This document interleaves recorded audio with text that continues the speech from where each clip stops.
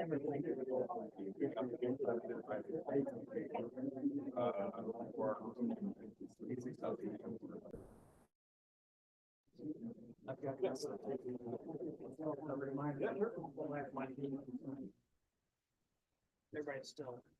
stand for the pledge. I pledge allegiance to the flag of the United States of America and to the republic for which it stands, one nation, under God, indivisible, with liberty and justice for all.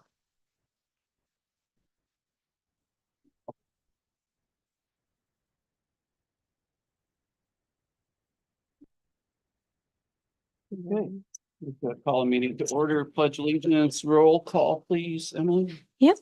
Kavanaugh. Here. Corbin. Here. Cunningham. Here. Davio. Du Bois. Here. During. Here. Jones. Kinville is absent. Pinard. Here. Rieger. Here. Reuter. Roberts. Schwartz. Here. Stepanski. Here. Stokes is absent. Vosberg. Here. Walrod. Wicks. Here. And Wynn is absent. We have 1,385 votes present. Okay, can I have a motion to approve the meeting minutes? Joe Wicks, Rex Vosberg. Any discussion? All in favor, say aye. Opposed? Thank you. Okay, so I'd like to have our first public comment period on any item on the agenda today. So is there anybody that would like to speak about any agenda item? Okay. We have a retirement for Karen Bergman. We'll get it. We'll introduce the resolution. So our first resolution today is a resolution appreciation for retiree recognition. This is Pete Walrod, Chairman, Government Operations Committee. Mr. Chairman, I move this resolution for adoption. Can I have a second? Second by Mary Kavanaugh. Any discussion? All in favor, say aye. Opposed? Carried.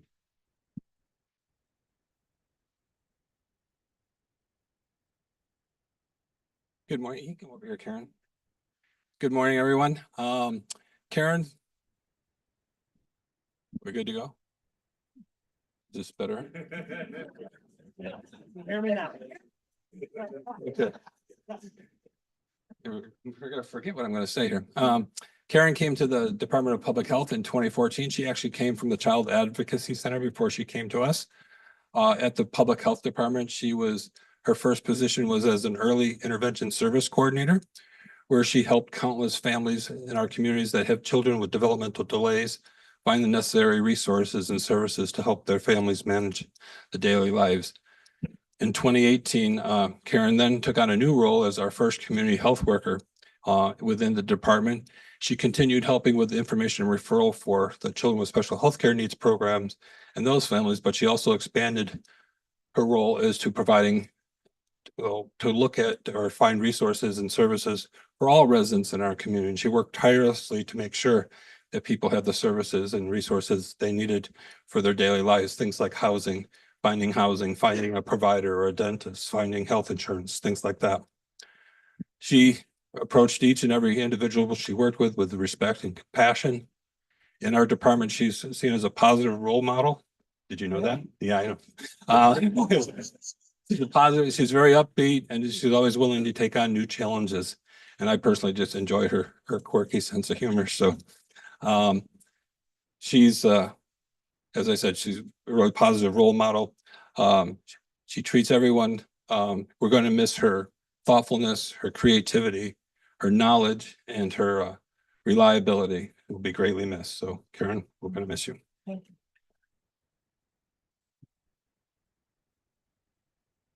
I pray you all get to this point in life. It's wonderful. But I thank you for the opportunity here. It's been wonderful.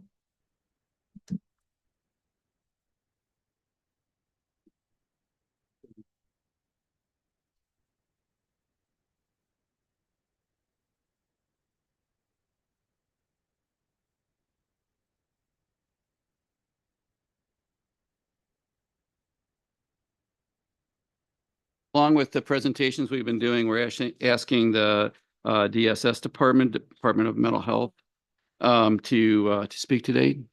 Tisha Cook will talk. There's Tisha.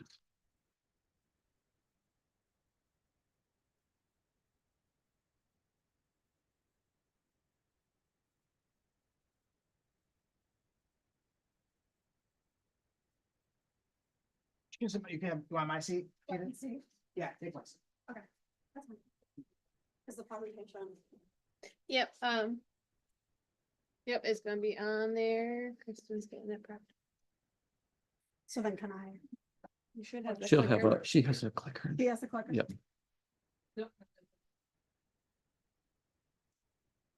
Just hang on one moment. We'll get everything all set. Hi, I'm Tisha Cook. I'm the director of the mental health department.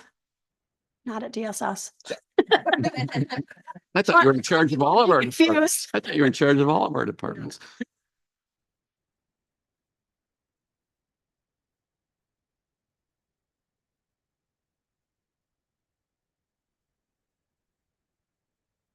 AI would have my presentation ready to go. Just kidding. Oh. Just kidding. We're throwing down this morning. Just kidding. Board of Supervisors, featured presentation.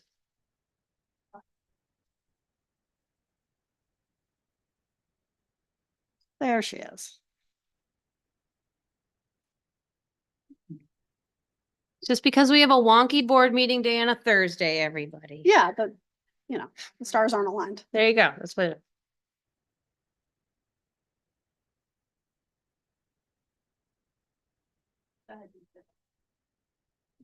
All right. Oh, thank you. There you go. Do I just hit the? As soon as she gets, there you go. Now you. Okay, perfect. So I'm gonna review all, oops. Got too excited. Okay. I'm gonna review all of our programs. For those of you that don't know, our main clinic is located in the Vets Memorial Building right behind us on the second floor. We have about 30 full-time staff located at the main site. That includes 2 full-time nurse practitioners, psychiatric nurse practitioners, 2 full-time nurses, a whole bunch of staff social workers, administrative staff, and support staff. We also have a contract medical director who is a child psychiatrist, so she has a caseload with us too. So all in all, it's a very busy place. We have probably about, I don't know, some days 200 appointments, some days a little less, 180. So if you were to go over there during the day, you'd see kind of clients in and out and people in the building. For new clients, we do walk-in intakes, so we don't schedule them. People can just show up when's convenient for them. So we do them technically Monday through Thursday, but if someone shows up on a Friday, we're not going to turn them away. 8:30 to 3, and we see ages 3 and up. I think when I checked our census, our youngest client was 3 and our oldest client was 90. So we really see the whole age range, regardless of ability to pay. So sometimes we get questions about, this person doesn't have insurance, or how do you do things? And so our billing staff just kind of work with the person and do like a self-pay fee if that applies. But at the end of the day, if someone can't pay, we're not going to turn you away. And then in some circumstances, we do schedule appointments. Like if a mom has several young kids or someone works, we will schedule, because we're also open into the evenings. So Tuesday nights we're open till 8 p.m. and then Mondays and Wednesdays we're open till 6 p.m. Here's some pictures. If you've never been over there, it's a really nice place. We renovated it. I think we finished, John would know, we finished the renovations in like January of 2020, and then it was like a museum in there because of COVID. So it still looks very fresh. And then last summer we did another kind of round of updates. And so really everything top to bottom, furniture included, has been replaced, and with funding that we get for these things. And it looks great. Here are just some statistics if people were interested. We have 615 clients ages 3 to 17 and 958 clients ages 18. Oh, sorry, 94. I got her age wrong. 94. So I don't know sometimes people are surprised when I say how many clients come to us because I think really just people don't know. And since 2020, we've actually doubled our census. You guys know we've added positions and that type of thing. But we really had started doubling even in 2020 before we added any positions, and it's really sustained. So it's just interesting to see kind of the evolution of things. About half of those people see one of our medical providers for meds. And then we have some people who only come for meds. So we see kind of the most significantly mentally ill people in the county. And so a lot of those people have been very stable on medications for 20, 30 years. And they just come every month and see their provider and, you know, have a good life kind of just doing that. It's a combination of in-person video and phone appointments, mostly individual sessions, and we do some family and group sessions. So these are some graphs I did, if you can see the bottom. So basically these are the number of sessions. So the important thing here is if you look at the top line, obviously it's been pretty steadily going up. 2021 billing was a little bit different because of COVID rules. So I think why that ticked up a little bit. But really for 2024, I projected out based on what we have been seeing. So we're supposed to kind of see more than all the previous years back to 2019. So it's been a pretty steady increase. And then the same with the number of clients. So this is kind of like over time. This is not necessarily active clients at any one time. It's kind of like anyone that comes through our doors in that year. And so the way it projects out for 2024 is we're going to be way up from 2023. So it's great that people are accessing services and using our services. We do some other things that folks might not know about. We have a full-time therapist at the jail. And so we work closely with the jail to see inmates who need kind of mental health issues. And then they also have a MAT program there, medication assisted treatment, and we help with that. If you didn't know, now you do. We have a satellite clinic at DSS. We have 2 full-time therapists there, and really their primary job is to see individuals who are referred from DSS caseworkers, although they take overflow from the clinic. All right, so the school clinics, you are all probably sick if you're gonna me talk about it, but I'm gonna do it again. These are new, starting in the 2022-23 school year. So where it stands right now, we have in the Cazenovia district, a full-time therapist in each building. And the numbers for the referrals were a little weird because at the end of the school year over the summer, some kids drop off. So right now they're serving about 71 kids between them. In the Chittenango School District, we currently have 3 full-time therapists across their 4 buildings, but today there's a resolution to add a 4th. So they're going to have a therapist in each building. And they have 136 clients between them. In the Hamilton School District, there's 1 therapist and she has 41 students. Morrisville Eaton, there's 1 therapist split between their 2 buildings and she has about 50 people on her caseload. And then Canastota, we just started this school year. So she just started a couple of weeks ago and is building her caseload. These are some pictures of the school offices. So they're pretty cute and child-friendly and welcoming. These are our school folks. Another program we have over at the Northside Shopping Plaza, we have Pathways Peer Recovery Center. So this is an OMH recovery center. It's not a clinic service. It's basically kind of like a supportive service. So individuals can get kind of support from the peers that are working there.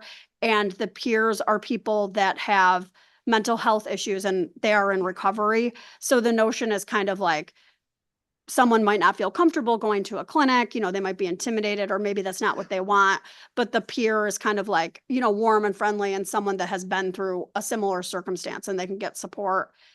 They have kind of like a varying, they don't really have a caseload. So they have some regulars and then they host monthly events. So they do movie nights, bowling, holiday dinners, meditation, and they do workshops every month.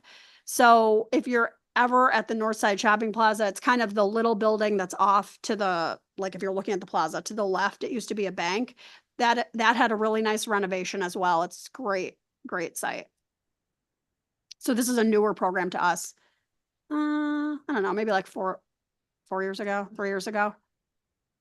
Here's some pictures of pathways, the outside of the building, and then that's the inside. And then the top one, they have like a food pantry donation closet. And so that's for people that need things, they can come there. The last thing I wanted to talk about, we have crisis services. So we have 2 full-time unlicensed crisis workers, and anyone can call to talk to them. So basically, if you call our main number, you'll get our menu. And when people press 1 for crisis, it rolls to either Andrea or Marcy. And so they talk to not only our own clients, so just anyone in the community.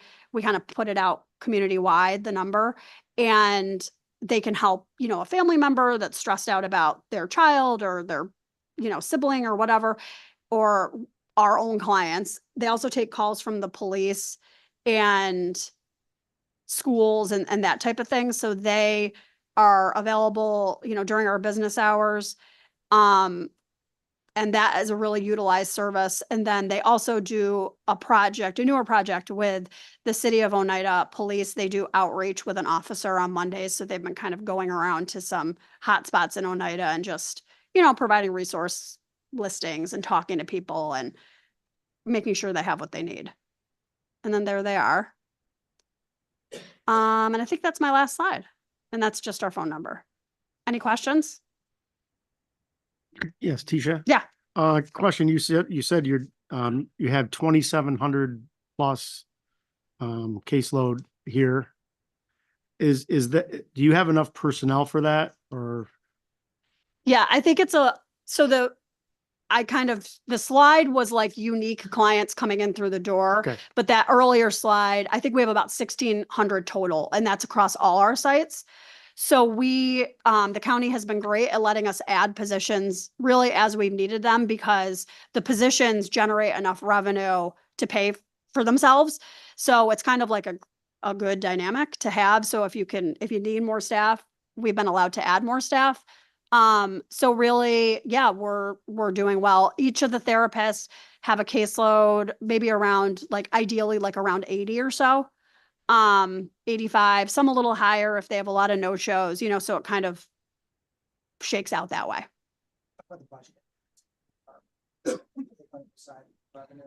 Yeah, so the budgetary impact is that, so just quickly, I've been in this position, I don't know, 11 years or something. And when I first started, we regularly had a deficit, a large deficit, probably $800,000, $600,000, and so hundreds of thousands, let's put it that way. Oh, that's nothing. And so I was allowed to kind of revamp things. And so what we have now is, for the last several years, we've been generating revenue for the county, which has been great. We really looked at all our operations top to bottom, and the therapists, their primary job is to be available to see clients. They're providing a service, right? And so they need to have their schedule open so they can see clients. So we have a whole kind of matrix we do about how many people they need to schedule a day, and how we incorporate no-shows and the walk-ins, and it all shakes out into a really nice I have budget now. one follow-up, just Yeah, question. sure. I know Evan wants to talk to, Mhm. but what is the education requirements for your therapists? They have to have either an MSW, and a licensed mental health, so a licensed master social worker, a licensed mental health counselor, a marriage and family therapist, right? That's it, Catherine, right? Yes. Okay. I brought my buddy with me. She's in the back. Catherine's the clinic director. You see her come to Health and Human Services. Yep. So I just want to add, I've been on the board a long time. Mhm. I sit next to the longest sitting supervisor, but I was on the mental health, on that committee originally. And I just think we have to give full credit to Tisha. She has rebuilt this department. It was falling apart. It was shrinking. There were tremendous financial problems, irregularities in our reimbursement. There were serious problems when I got on the board, and Tisha has just systematically rebuilt the department and grown it, and providing services to schools, human beings throughout our entire county, and she's done a great job, and she's very unassuming, and she just gets it done, and she smiles. She doesn't, she just, so my hat's off to you. You have done a fantastic job. And I think it's one of the departments that's just been a tremendous turnaround. Thank you. Thank you. Very much. And I have a very great team, which we also really built, Mark knows, from the kind of the ground up, and we had to do some things, but we are in a great place now. We have a really great management team, and just our therapists are great. So, In the billing. oh, the billing. Oh my God. You've all heard me talk about Heather White and her amazing billing skills, but really, I mean, when I could go on, but when I first started in this position, they weren't even billing. Like, you couldn't make revenue if you weren't billing. So, that all got looked at, and it's just been very like challenging, but rewarding. And it's just been a great project. Keisha, thank you so very much. The county is.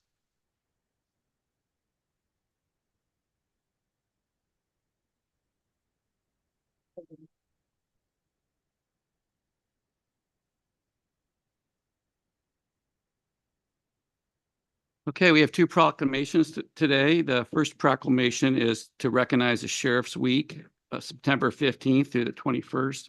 And to do that proclamation is our Chairman of the Criminal Justice Committee, Rex Vosberg. Yep. Thank you, Chairman.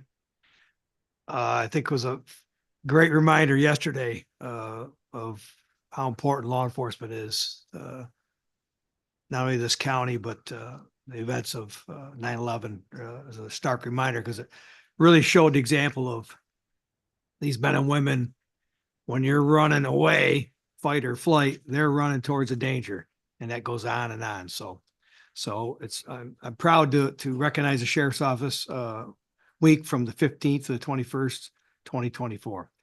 Whereas the Office of the Sheriff has been an integral part of the criminal justice system in New York State and in Madison County throughout our history. Having been established in the state's first constitution in 1777 and continued in every succeeding constitution, and having been one of the original constitutional offices guaranteed to the people upon the founding of our county. And whereas, despite changes in its function, status, and powers during its long history, the Office of the Sheriff has maintained a continuous existence, preserved its distinguishing heritage, and continued to be an essential component of our criminal justice community. And whereas, the Office of the Sheriff has evolved into a modern, professional, full-service law enforcement and corrections agency manned by well-trained police officers and correctional officers, using state-of-the-art technology and applying the latest and most advanced theories and practices in the fields of law enforcement and corrections.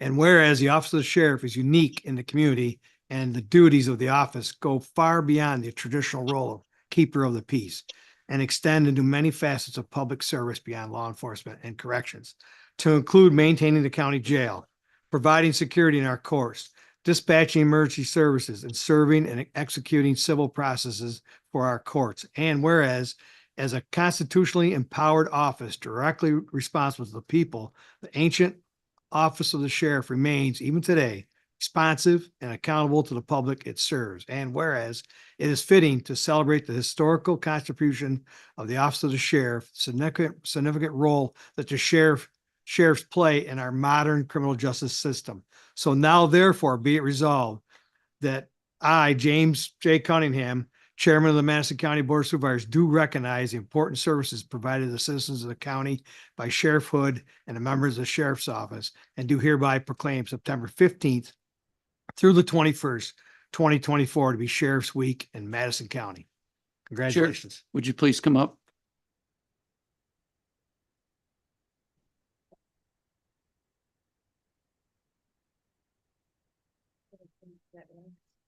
Jim Cunningham is now the town supervisor. Is it AI? Is gonna think about it.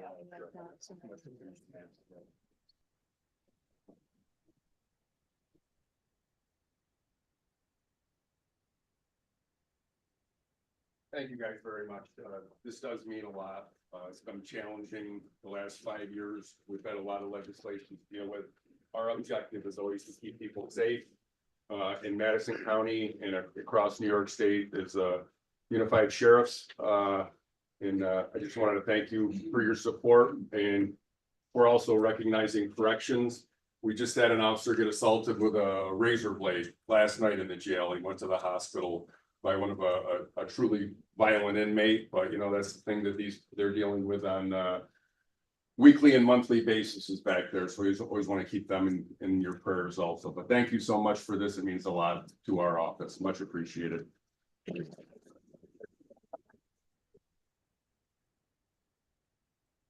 Okay, our second proclamation today is dedicating the 911 First Responder Appreciation Bench, which we'll be doing at 1 o'clock this afternoon as well. Whereas on September 11th, 2001, our nation changed forever due to the terrorist attack on the Twin Towers at the World Trade Center in New York City, at the Pentagon in Washington, D.C., and the fields of Shanksville, Pennsylvania. Whereas the attacks, thousands of first responders and other volunteers rushed into the sites, volunteering to help with rescue and recovery. Among them were many men and women from Madison County. I often think of that picture of people rushing down the stairways while our first responders were rushing up in the opposite direction. It just sticks in my mind, and that's just amazing. Whereas thousands of volunteers have since died from illnesses contributing to 911, and many are living with long-term effects to this day. Now, therefore, be it resolved that in tribute to all of the victims of 911 and many who rose in service in response to 911 terrorist attack, especially those from Madison County, the Madison County Board of Supervisors dedicates a tribute on September 12th, 2024 on the county campus located on the lawn in the front of the Health and Human Services Building.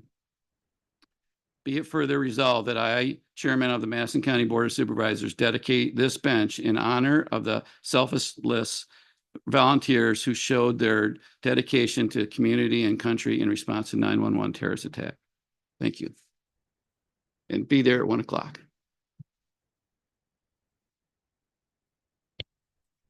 All right, now we're going to jump into the Government Operations Committee preferred agenda. Supervisor Rhonda Wynn is now on Zoom and she can participate due to extenuating circumstances. So that changes our votes to 1,416 votes present. All right, resolution number 2 is authorizing the chairman to enter into an enterprise agreement with Day Automation. Number 3 is authorizing the adoption of a grant review policy. Number 4 is creating one staff social worker position in the mental health department. Number 5 is creating 2 full-time positions and reclassifying another full-time position in the solid waste management department. Resolution number 6 is authorizing the chairman to execute the Humana Group Medicare Advantage Plan renewal for year 2025. Number 7 is revising the management salary plan. 8 is establishing the salaries of county officers and managerial and confidential employees for 2025. 9 is reallocating a title within Appendix C of the management salary plan. 10 is fixing the 2024 salary of a management confidential employee. And resolution 11 is acknowledging introduction of proposed local law number 5 for year 2024 and calling for a public hearing. This is Pete Walrod, Chairman, Government Operations Committee. Mr. Chairman, I move these resolutions for adoption. Can I have a second? Evan Schwartz. Any discussion? Roll call, please. Kavanaugh, Corbin, Cunningham, Yes. Davio, Du Bois, Yes. During, Aye. Jones, Pinard, Aye. Rieger, Aye. Reuter, Roberts, Schwartz, Yes. Stepanski, Yes. Vosberg, Yes. Walrod, Wicks. Yes. Win. She said aye. She is muted though.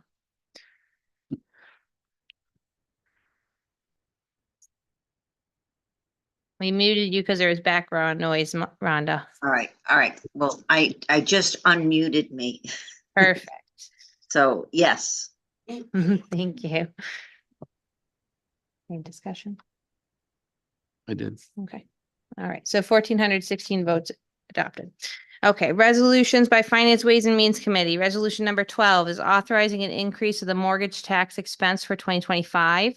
13 and 14 are authorizing the chairman to enter into an agreement with InfoQuick Solutions for archival record software. 14 is with Vidneski and Company. Resolutions 15 through 19 are all authorizing the modification of the 2024 adopted county budget. 15 is for the Canastota expansion.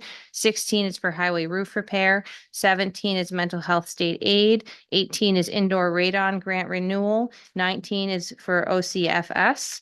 Resolution 20 is also modifying the 2024 adopted county budget for the third Family Defense Quality Improvement and Caseload Reduction Grant. 21 is authorizing acceptance of a state grant and modification of the 2024 adopted county budget for aid to defense for discovery reform. And resolution 22 is acknowledging introduction of proposed local law number 4 for the year 2024 and calling for a public hearing. And this is Matt Roberts, Chairman, Finance, Ways and Means Committee. Mr. Chairman, I move these resolutions for adoption. And second, please, Melissa. Discussion. Roll call, please. Corbin, Cunningham, Yes. Davio, Yes. Du Bois, Yes. Durian, Aye. Jones, Kennard, Rieger, Aye. Reuter, Roberts, Schwartz, Yes. Stepanski, Yes. Bossberg, Yes. Walrod, Wicks. Yes. Wynn, Yes. Kavanaugh. 1,416 votes in favor. Our Health and Human Services Committee preferred agenda, resolution number 23 is authorizing the chairman to enter into a 3-way agreement with Chittenango Central School District, the town of Sullivan, for the satellite mental health clinic.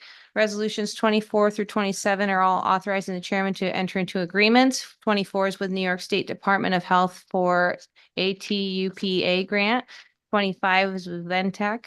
26 is with Together for Youth, and 27 is Together for Youth, formerly Berkshire Farm Center and Services for Youth. This is Mary Kavanaugh, Chairwoman, Health and Human Services Committee. Mr. Chairman, I move these resolutions for adoption. Have a second. Alex. Discussion. Roll call, please. Cunningham, Yes. Davio, Du Bois, Yes. Durian, Aye. Jones, Aye. Kennard, Aye. Rieger, Aye. Reuter, Roberts, Aye. Schwartz, Yes. Stepanski, Yes. Bossberg, Yes. Walrod, Wicks. Yes. Wynn, Yes. Kavanaugh, Corbin. 1,416 votes in favor.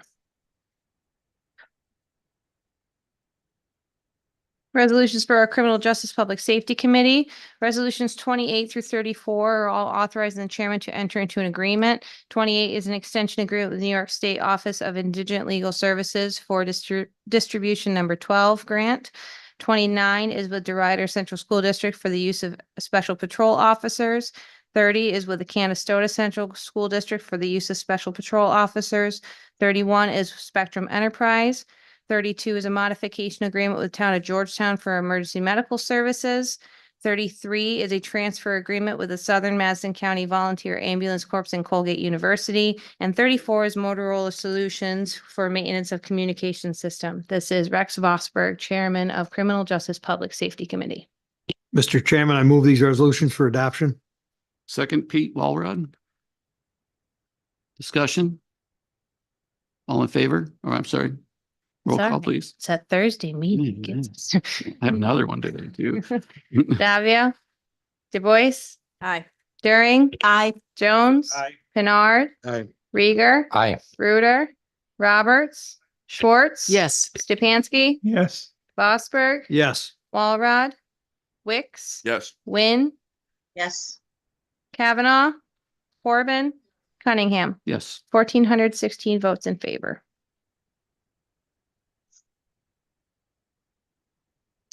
Our Highway Buildings and Grounds Committee, resolution number 35 is authorizing the trade-in of a toolcat utility vehicle. 36 is authorizing the chairman to enter into an agreement with CNS Engineers. And 37 is control of snow and ice on county roads. This is Lauren Corbin, Chairman, Highway Buildings Grounds Committee. Mr. Chairman, I move to approve these resolutions. Second by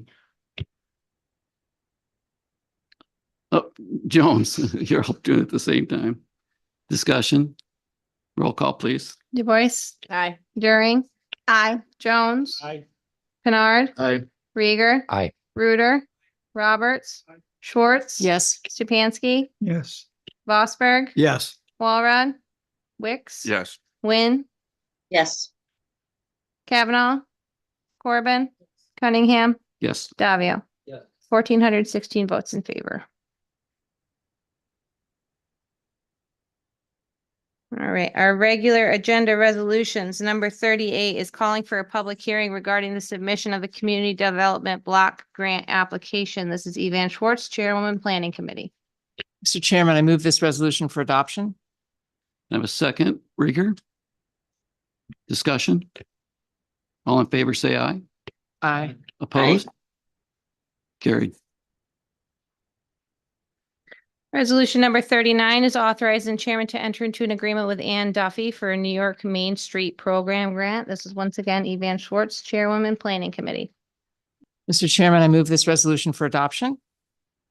Rex Vosberg? Discussion? All in favor, say aye. Opposed? Aye. Carried. Resolution number 40 is authorizing chairman to accept a grant award from the New York State Department of Environmental Conservation to Madison County Department of Solid Waste. This is Melissa During, Chairwoman, Solid Waste Recycling Committee. Mr. Chairman, I move this resolution for adoption. Alex? Discussion? All in favor, say aye. Aye. Opposed? Carried. Resolution number 41 is authorizing the chairman to enter into an agreement with Labella Associates for Madison County's USDA Reconnect Broadband Project. This is Lauren Corbin, Chairman, Highway Buildings and Grounds Committee, co-signed by Evan Schwartz, Chairwoman of Planning Committee. Mr. Chairman, I move this resolution for adoption. John Pinard, second. Discussion? All in favor, say aye. Opposed? Aye. Carried. Resolution number 42 is authorizing the chairman to enter into an agreement with NICEAG approved contractors. This is once again Lauren Corbin, Chairman, Highway Buildings and Grounds Committee, seconded, co-signed by Evan Schwartz, Chairwoman of Planning Committee. Mr. Chairman, I move this resolution for adoption. Second, Tom Davio. All in favor, say aye. I'm sorry, discussion? All in favor, say aye. Opposed? Aye. Our last resolution and regular agenda today is resolution number 43. It's amending the rules of the Madison County Board of Supervisors. This is Pete Walrod, Chairman, Government Operations Committee. Mr. Chairman, I move this resolution for adoption. Second, Mr. Wicks. We're going to table this. See a Motion to for table? We need to do that. Has to be tabled because. Somebody's gonna make a motion. Evan? Second? John Pinard? All in favor, say aye. Opposed? Carried. All right, that's all I have for resolutions today. We have a second public comment period. Does anyone sign up? And Elizabeth Kennedy from 4007 East Road, Casanova.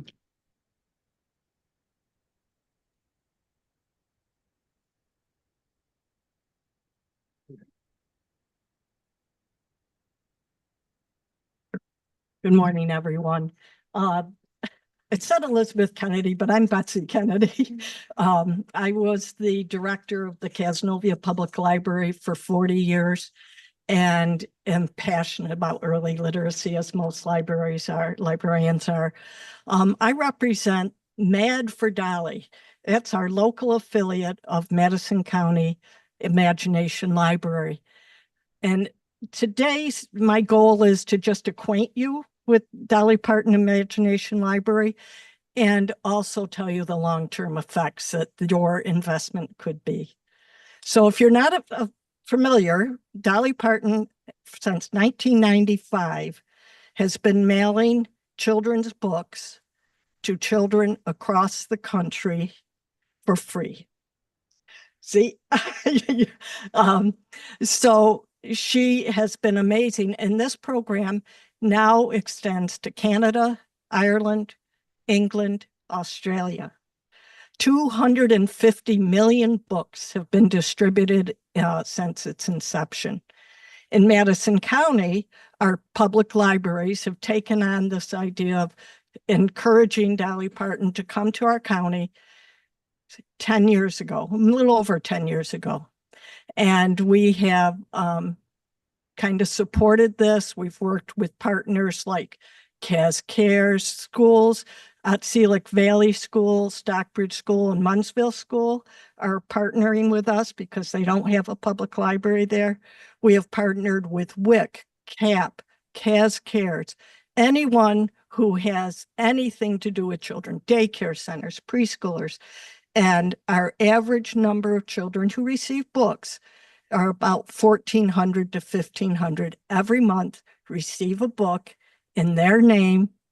And I keep thinking, parents and grandparents say, my child is so happy when they go to the mailbox and see a book in their name.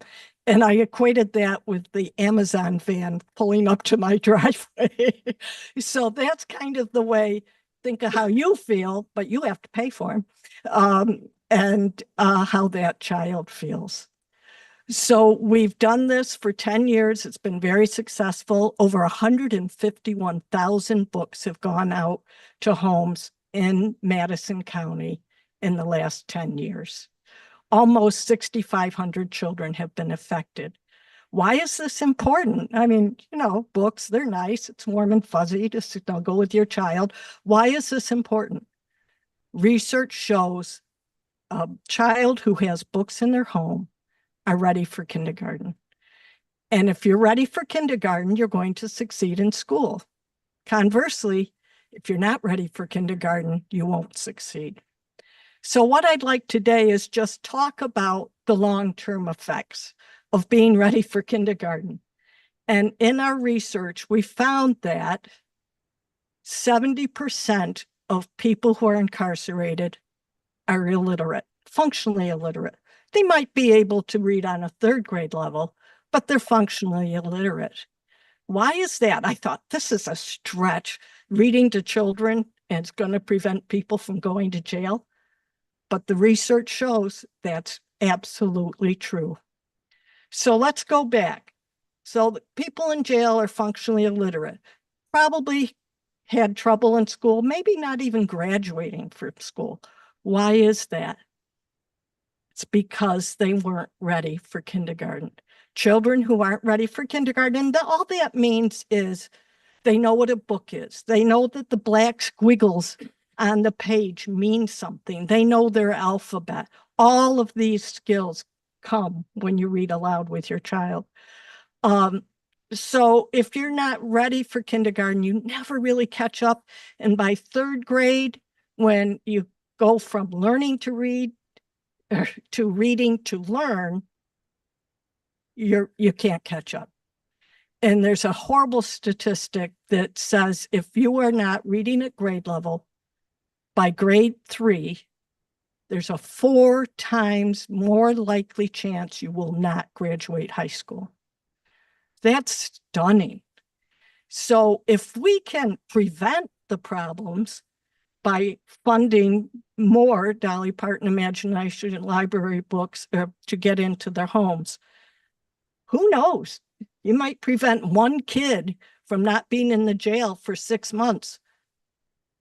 That would be the amount that we're requesting, $40,000. Or it could mean, in my research, it says you have 70 inmates, about, at maybe $200 a night.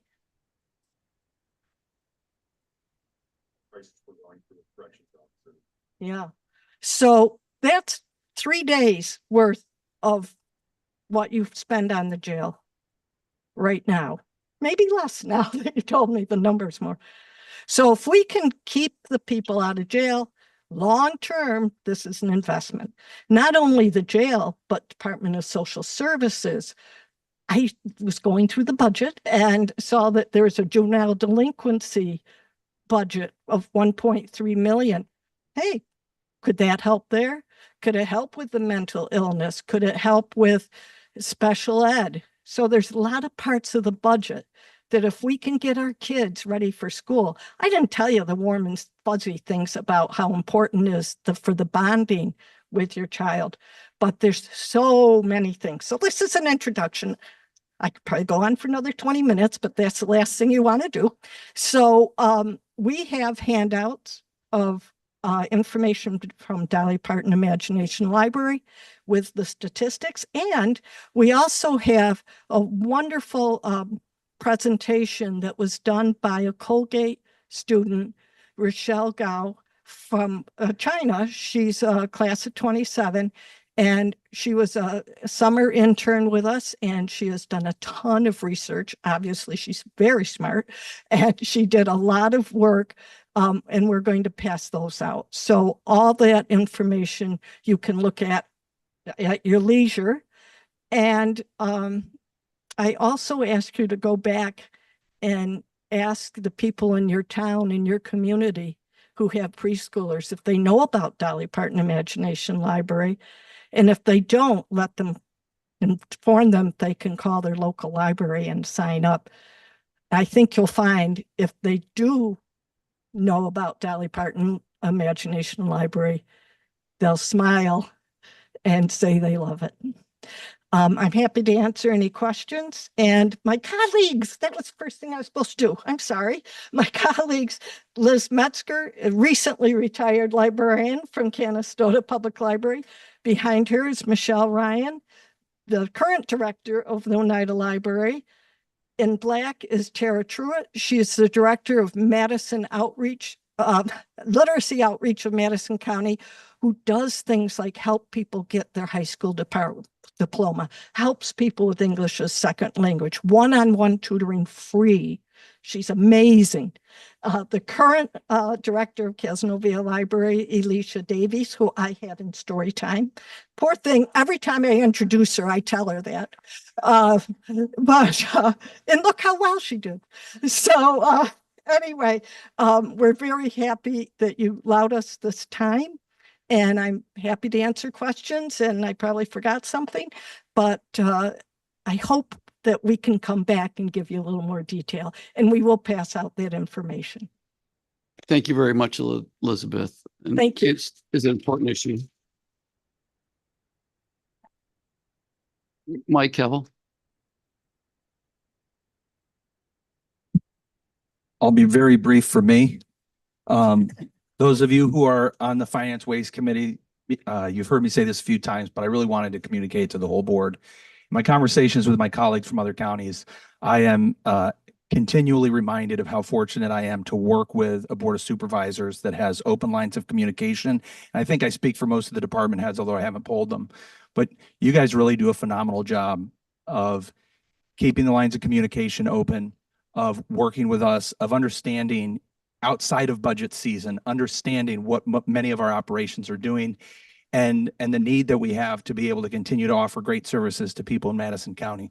So I wanted to just give kudos to all of you for the good work that you do there. And secondly, for the great work that you've done in being good stewards of the facilities that we have in Madison County. If you have not gotten around to counties that surround us, and I'm not going to throw anybody under the bus by naming names, but if you have not been in other county buildings in our region, you should.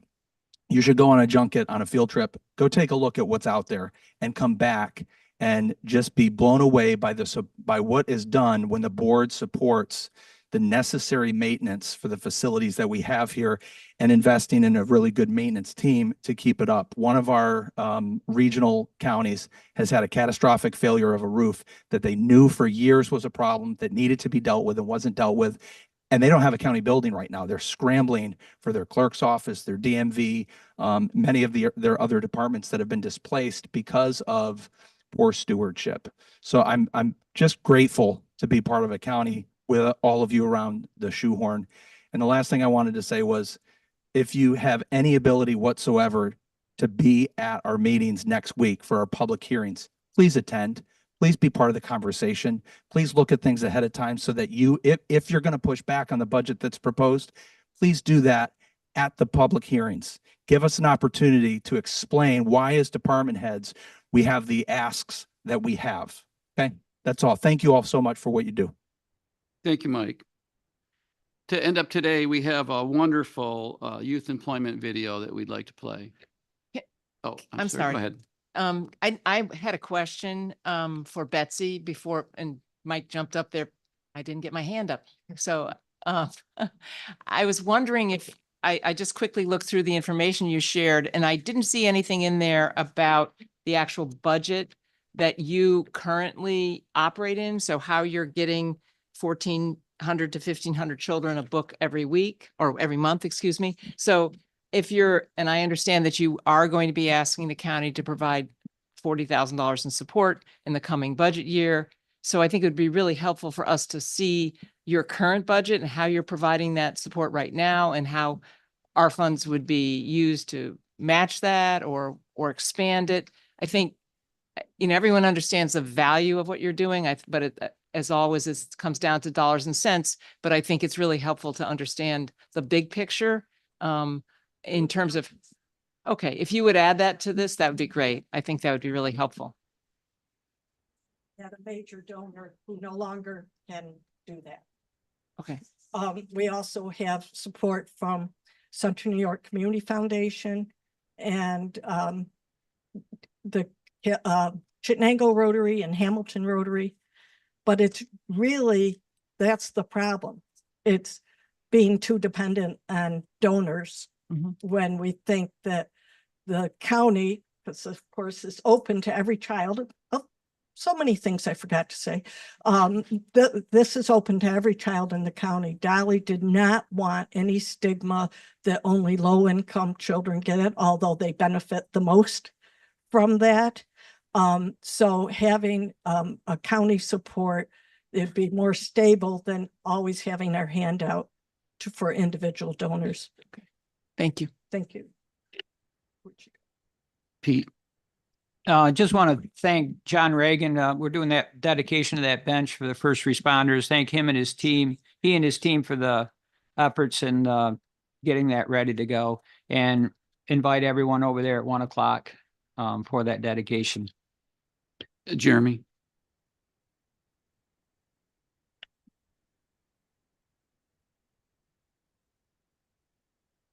Good morning. My name is Jeremy Ryan. I'm the administrator for the Village of Canastota.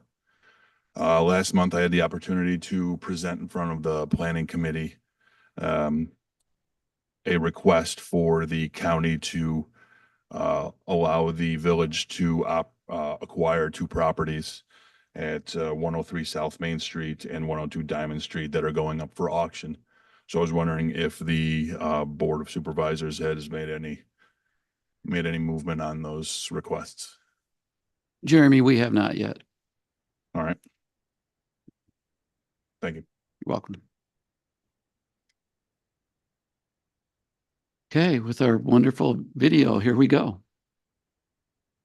And youth employment.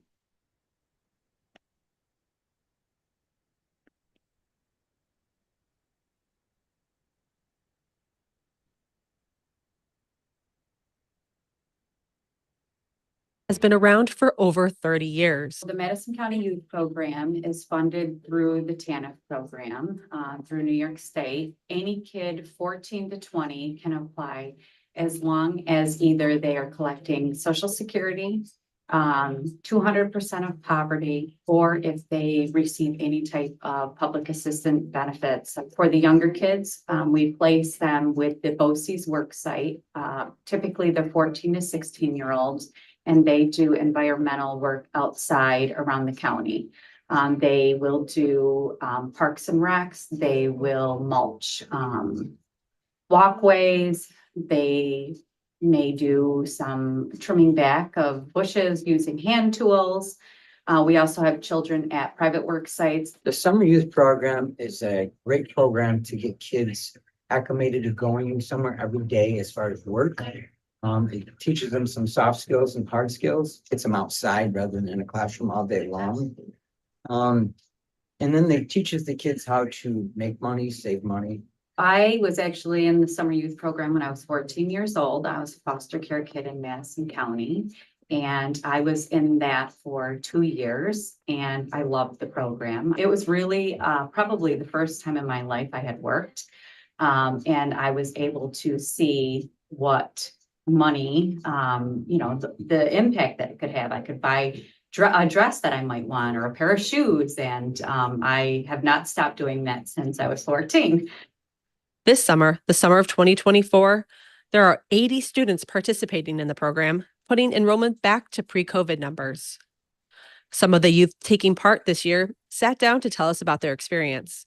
They all agreed that getting a paycheck is nice, but what really makes the experience worth it is the people they get to meet. People. I love people. That's what I usually like to base like jobs on is people. I like a good work environment. Because I really enjoyed it and everyone was so nice and helpful and it's a good learning experience. Do it. It's fun. You make quite a bit of money in like the 1 or 2 months you do it. You learn a lot. It's pretty fun. Youth participating in the program learn skills that they previously may not have had and can aid them in their future. The program doesn't stop with just a month or 2 of summer work. Working Solutions and the summer work program are also there to assist the youth with their futures, whether they are setting them up in trade schools or other trainings that may lead to permanent employment. What we don't want is for a kid to start working and then stop working. Thankfully for me, that was one thing that I was allotted that opportunity to work, and I started working at 14 and I have not stopped working. Especially for being a senior, not knowing what you're going to do. It really helped me out, especially like I've gotten more opportunities besides doing this. Go to a trade school, to get hired by my supervisor for his landscaping crew. So I think it's a pretty great idea. The youth not only earn a paycheck and maybe learn a possible new career, but they also learn to take pride in what they do. Through their hard work, they can see the impact they have made on their community, and they are proud to show others what they've done. Whether it's painting a picnic bench, to beautifying a local trail, or interacting with other youth. One, it gives kids an opportunity to learn about the importance of work, earning money, and how that impacts who they are going forward.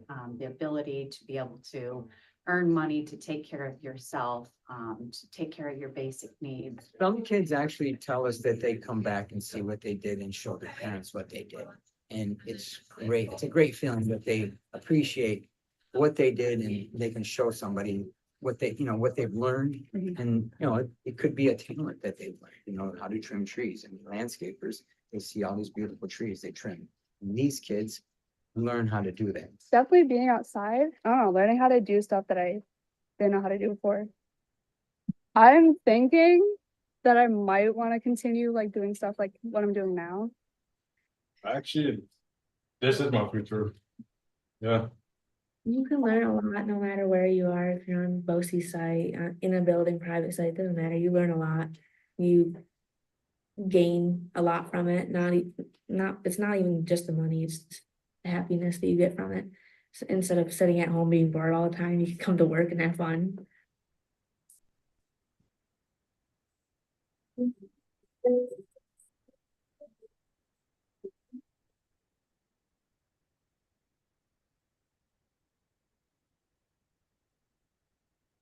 Is there any other business to come before this board?